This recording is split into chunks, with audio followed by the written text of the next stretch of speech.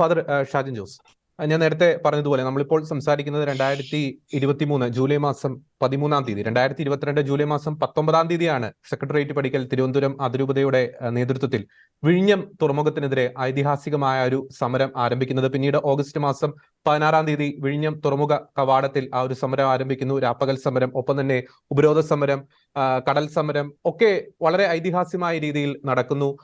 പിന്നീട് ഡിസംബർ മാസം ആദ്യ ആഴ്ച ആ ഒരു സമരം ഒത്തുതീർപ്പിലേക്ക് പോകുന്നു. തുടർന്നുള്ള പല സംഭവ വികാസങ്ങളും, ഈ വിഴിഞ്ഞം സമരം തുടർന്നുള്ള പല സംഭവ വികാസങ്ങളും നാം പരിശോധിക്കുമ്പോൾ ഈ സർക്കാരിന്, അധികാര വർഗത്തിന് കത്തോലിക്ക സഭയോട്, പ്രത്യേകിച്ച് തിരുവനന്തപുരം ലത്തീൻ അതിരൂപതയിലെ വൈദികരോട് ഒരു അസഹിഷ്ണുത വർദ്ധിക്കുന്നതായി തോന്നിയിട്ടുണ്ടോ?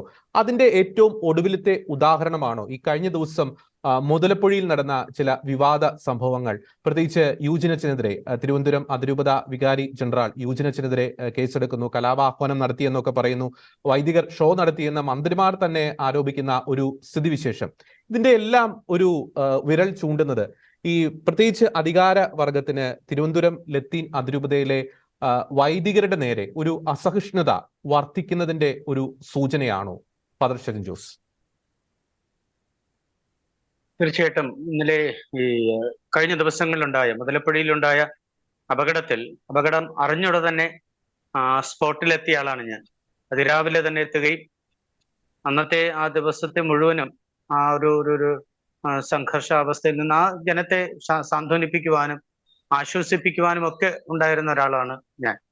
അത് പിന്നീട് കടന്നു വന്ന സർക്കാർ ഉദ്യോഗസ്ഥർക്ക് തന്നെ വളരെ വ്യക്തമായിട്ട് അറിയാവുന്ന ഒരു കാര്യമാണ്.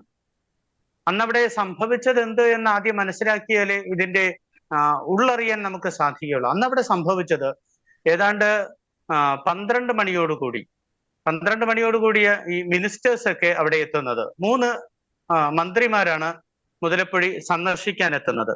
സ്വാഭാവികമായിട്ടും ഒരു പരിധിവരെ ആശ്വസിപ്പിക്കപ്പെട്ടിരുന്ന ജനം ഒരു ചോദ്യമേ അവരോട് ചോദിച്ചുള്ളൂ, മന്ത്രിമാരോട്, ഇനിയും ഇവിടത്തെ അശാസ്ത്രീയത പരിഹരിക്കുവാനായി ഞങ്ങൾ എത്ര ജീവൻ കൂടെ ഞങ്ങളുടെ ഭവനങ്ങളിൽ നിന്നും കുരുതി തരണം, ഞങ്ങളുടെ സഹോദരന്മാരും ഞങ്ങളുടെ പിതാക്കളുമായി എത്ര പേരുടെ ജീവൻ കൂടെ കുരുതി തരണം. ഇങ്ങനെ പറഞ്ഞ അമ്മമാരോടും സഹോദരിമാരോടുമാണ് മന്ത്രി കൂടുതൽ ഷോ കാണിക്കരുത് എന്നുള്ള വാക്ക് ഉച്ചരിക്കുന്നത്.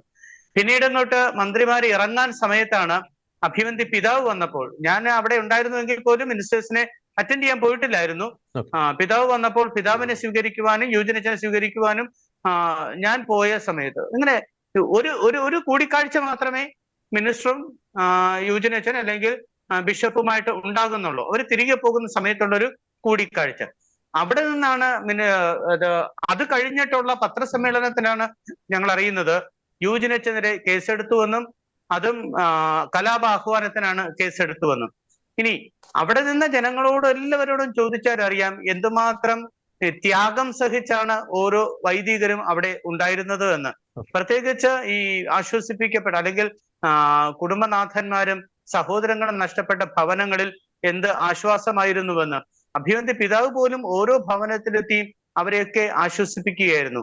ഇത് എനിക്ക് തോന്നുന്നത് ഈ രാഷ്ട്രീയക്കാർക്ക് തീരദേശത്തോടുള്ള ഒരു അവഗണനയുടെ പ്രതിഫലനമായിരുന്നു ഇവിടെ. കാരണം അവർ വന്നത് ഈ പറയുന്ന ഒരു ഷോ കാണിക്കാൻ വേണ്ടിയാണെന്ന് നമ്മൾ മനസ്സിലാക്കുന്നത് പിന്നീട് ചിന്തിക്കുമ്പോൾ. കാരണം അവരുടെ ലോക്കൽ രാഷ്ട്രീയ നേതാക്കളൊക്കെ വട്ടം ചുറ്റി നിർത്തിക്കൊണ്ട് സ്ഥലം സന്ദർശിക്കുകയും അതിൽ 1-2 പേര് കൂടെ ചേർത്ത് നിർത്തിക്കൊണ്ട് തീരസദസ് എന്ന പറഞ്ഞ ചേർത്ത് നിർത്തൽ എന്ന് പറയുന്നത് പോലെ ഒരു ഷോ കാണിക്കാനുള്ള ഒരു പരിപാടിയായിരുന്നു അമ്മമാരുടെ ഇടപെടലിലൂടെ അത് അവർക്ക് അവസരം ഇല്ലാതെയായി പോയത്.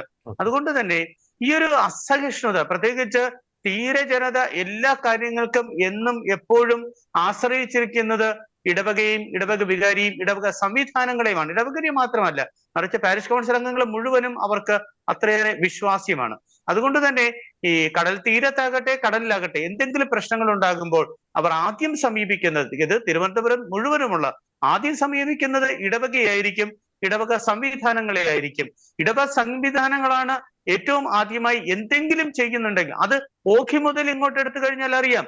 ഓഖിയിൽ തിരുവനന്തപുരത്ത് തന്നെ ഏതാണ്ട് ഈ 40ഓളം വള്ളങ്ങൾ ഇറക്കിയാണ് അപകടത്തിൽ പെട്ടുപോയവരെ രക്ഷിക്കുവാൻ വേണ്ടി സഭയുടെ നേതൃത്വത്തിൽ, വൈദികരുടെ നേതൃത്വത്തിൽ വള്ളങ്ങളിറക്കി ജനം ഓഖിയിൽ ഈ കടലിൽ നിന്നും ജീവനോടുകൂടി 1 ദിവസം കഴിഞ്ഞ് 2 ദിവസം കഴിഞ്ഞ് ജീവനോടുകൂടി ആൾക്കാരെ തിരിച്ചു കൊണ്ടുവരുന്നത്. അത്രയേറെ ജനം ഈ പുരോഹിതരെ ഇവിടെ വിശ്വസിക്കുന്നുണ്ട്.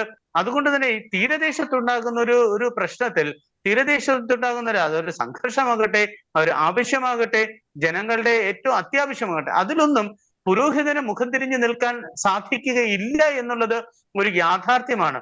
അതിനെ ഒരു അസഹിഷ്ണുതയോടുകൂടി കാണുന്ന ഭരണവർഗമുണ്ട് എങ്കിൽ അതിങ്ങനെ മുന്നോട്ട് പോകുക തന്നെ അസാധ്യമാണ്. അതാ ഇവിടെ കണ്ടുവരുന്നത്.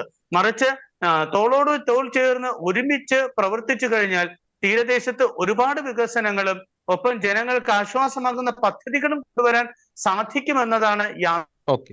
യെസ്, ഫാദർ ഷെജിൻ ജോസ്, ചെറിയ കാര്യങ്ങൾക്ക് പോലും മാറ്റി നിർത്തി കേസിടുകയും അതിലൂടെ ഈ പൊതുജന സമ്മതി കുറയ്ക്കാമെന്നൊരു മിഥ്യാധാരണ സർക്കാർ സംവിധാനങ്ങൾക്ക് നല്ലതല്ല എന്നുകൂടെ ഓർമ്മപ്പെടുത്തുന്നു.